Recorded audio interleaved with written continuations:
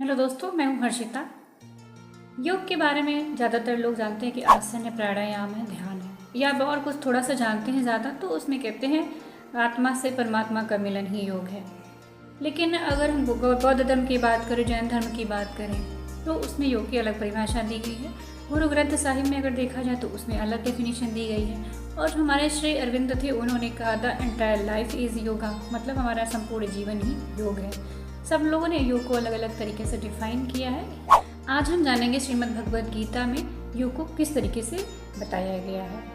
तो उसके दूसरे अध्याय के 48वें श्लोक में कहा गया है कि योगस्थः कुरु कर्माणि संगम त्वक्ता धनंजय सिद्ध सिद्धयो समो भूत्वा समत्वम योग उच्यते।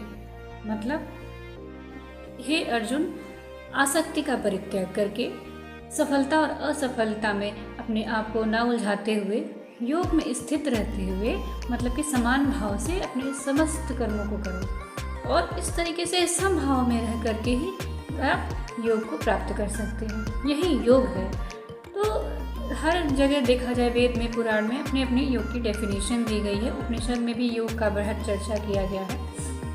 तो ये इसका यही मतलब है कि जैसे हम जब कोई कर्म करने जाते हैं तो उसमें हमें सफलता मिलेगी, निराशा होगी, हम उसमें भी उलझे रहते हैं कि हम किस तरीके से क्या करेंगे।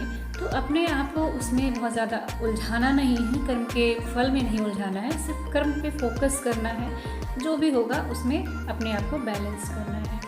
और समत्व का मतलब होता है कि सम की भावना, किसी ने आपका आदर किया, निरादर किया, कुछ आपको सफलता मिली, असफलता मिली, किसी तरह का भाव हो, दुख हो, सुख हो, अपने आप को समता की भावना में लेकर के आना, मतलब बैलेंस कर लेना ही योग है। गीता का यह जो श्लोक है वो देखिए आप सभी को बीमारियों से कैसे बचाता है।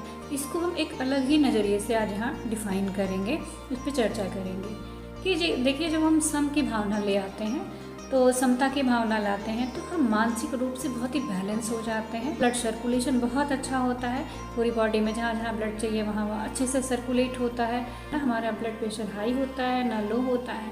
इस तरीके से हमारे नर्व सिस्टम पे बहुत अच्छे से काम करते हैं। जब किसी बात की प्रतिक्रिया बहुत जल्दी नहीं देते हैं, बहुत ज़्यादा क्रोध नहीं करते हैं, समता की भावना जब लेकर के आते हैं तो हमारा नर्व सिस्टम जो हमारा बहुत कंट्रोल होता है, कूल होता है और सारे हमारे नर्व सिस्टम के सारे काम बहुत अच्छे से होते हैं इस तरीके से। और डाइजेस्टिव सिस्टम भी हमारा इफ़ेक्ट करता है। देखते हैं कि हम जब हमारे मन में बहुत मानसिक उथल पुथल चलती रहती है तो हमें भूख नहीं लगती, हमारी भूख मर जाती है, या हमारा खाना ठीक से डाइजेस्ट नहीं होता है। तो ये सब हमारा नर्व सिस्टम जो हमारे डाइजेस्टिव सिस्टम को भी इफ़ेक्ट कर देता है। तो ये सब चीज़ें हम अपनी लाइफ में अगर अडॉप्ट करते हैं तो हम अपना व्यक्तित्व तो निखारते ही हैं, साथ ही साथ अपने आप को मानसिक रूप से स्ट्रॉन्ग भी बनाते हैं और फिजिकली भी फिट रहते हैं। आई होप गीता के श्लोक में योग की यह परिभाषा और आपके स्वास्थ्य में जो रिलेशन है, जो संबंध है, ये आपको अच्छे से समझ में आ गया होगा।